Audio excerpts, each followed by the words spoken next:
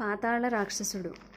మగధదేశపు రాజు శక్తిసేనుడి పరిపాలనలో కలతలు బయలుదేరి వేరువేరు తరగతుల మధ్య కలహాలుగా పరిణమించి అరాజక పరిస్థితి ఏర్పడింది. అన్ని మతాల వారు, వృత్తుల వారు, కులాల వారు తమ తమ వృత్తులకు, వ్యాపకాలకు ఉద్వాసన చెప్పి యుద్ధానికి దిగినట్టుగా తయారయ్యారు. ఈ పరిస్థితిని అదుపులో పెట్టడానికి శక్తిసేనుడు ఏవో శాసనాలు చేశాడు. కానీ ఆ శాసనాల ఆధారంతోనే ప్రజలు మరింతగా అంతఃకలహాలు కొనసాగించారు. రాజు తన అసమర్థతను గ్రహించి మంత్రి, పురోహితుడు అయిన యజ్ఞశర్మను ప్రజాజీవితం ఇలా కంటకప్రాయం అయిపోతున్నదేం, ఈ పరిస్థితులలో సరియైన పరిపాలన జరగాలంటే ఏం చేయవలసి ఉంటుంది అని అడిగాడు.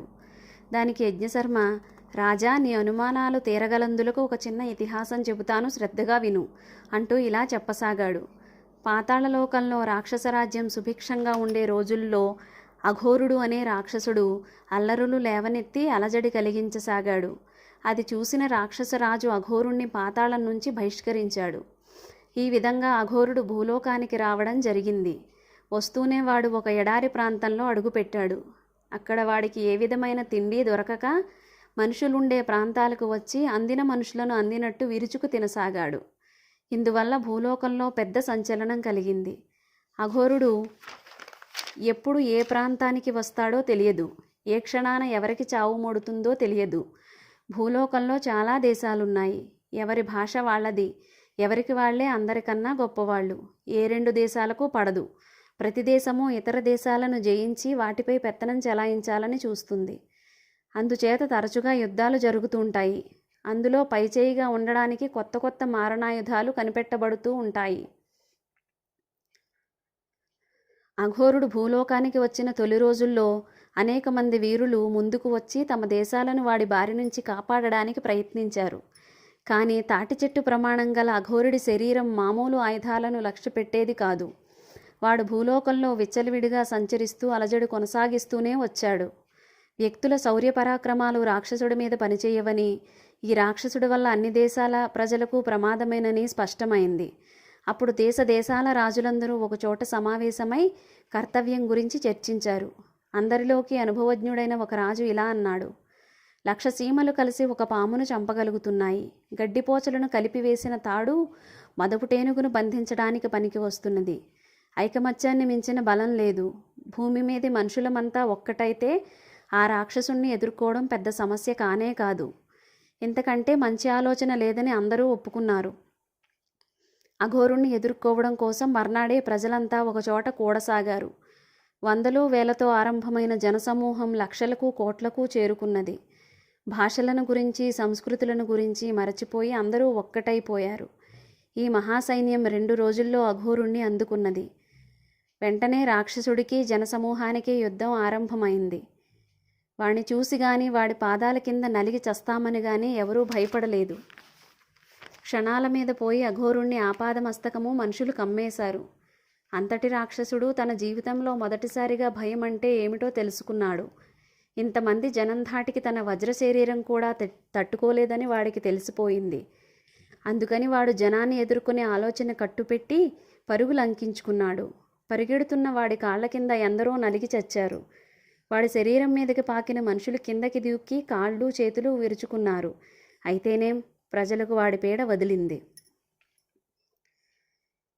అటు తరువాత అఘోరుడు మనుషులను ఎదుర్కోవడానికి 2-3 ప్రయత్నాలు చేసి ఘోరంగా దెబ్బతిని చావు తప్పి కన్నులొట్టపోయినట్టు అయ్యాడు. తరువాత వాడు అరణ్యాలను ఆశ్రయించి తన జీవన విధానం మార్చుకొని పొదుపుగా జంతువులను చంపి తినసాగాడు.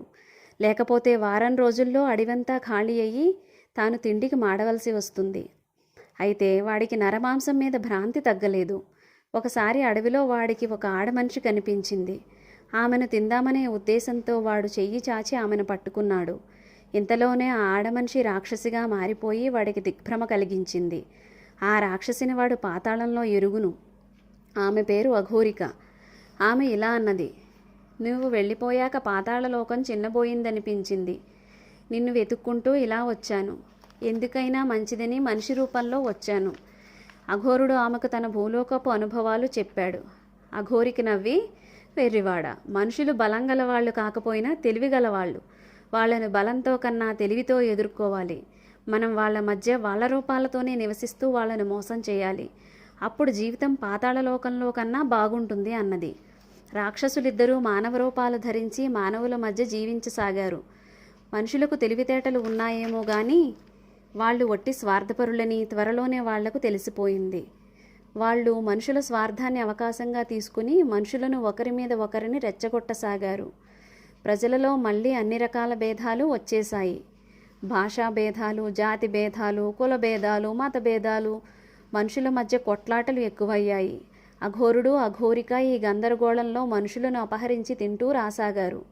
మనుషులు ఒకరినొకరు అనుమానించుకుంటూ తమ మధ్యనే ఉన్న రాక్షసులను అనుమానించలేకపోయారు.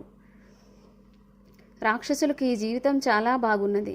వాళ్ళు భూలోకంలో శాశ్వతంగా ఉండిపోదలుచుకున్నారు. వారి సంతతి క్రమంగా ప్రపంచం అన్ని మూలలకు విస్తరించింది. వాళ్ళు తమ సంతతికి ఇలా హితబోధ చేశారు: మీరు రాక్షసులని తెలిస్తే మనుషులంతా ఒక్కటైపోతారు. మనిషి రూపంలోని రాక్షసుణ్ణి వాళ్ళు ఎంతో ఆదరిస్తారు. అదే మనకు క్షేమం. అఘోరుడి సంతతి వాళ్ళు ఇప్పుడు అన్ని కులాలలో, మతాలలో, భాషలలోనూ, దేశాలలోనూ ఉండి మనుషులంతా ఏకం కాకుండా చేయగలుగుతున్నారు. వారి నిజస్వరూపం బయటపెట్టి మనుషుల మధ్య నుంచి వారిని తరిమివేయగలిగే వరకు భూమి మీద శాశ్వతమైన శాంతి నెలకొనదు. యజ్ఞశర్మ కథను ముగించి, రాజా, ప్రజలు ఎప్పుడూ శాంతి జీవనాన్నే కోరుకుంటారు. వారి పోరాటానికి దిగారంటే వారిని అలా పురికొల్పిన శక్తులు వారి మధ్యనే ఉంటాయి. అరాచక పరిస్థితి వల్ల లాభం పొందేదెవరో తెలుసుకొని వారు ఎంత సన్నిహితులైనా, పలుకుబడగలవారైనా సంకోచించకుండా పురిగేరిన పక్షంలో దేశం అతి త్వరలోనే సుభిక్షమై సుస్థిరమైన శాంతి నెలకొంటుంది అన్నాడు. శక్తిసేనుడు తన మంత్రి ఆంతర్యం గ్రహించి తన రాజ్యంలో ఉండే ప్రచ్ఛన్న రాక్షసులను అందరినీ తొలగించి మగధ రాజ్యపు ప్రతిష్టను తిరిగి నెలకొల్పాడు.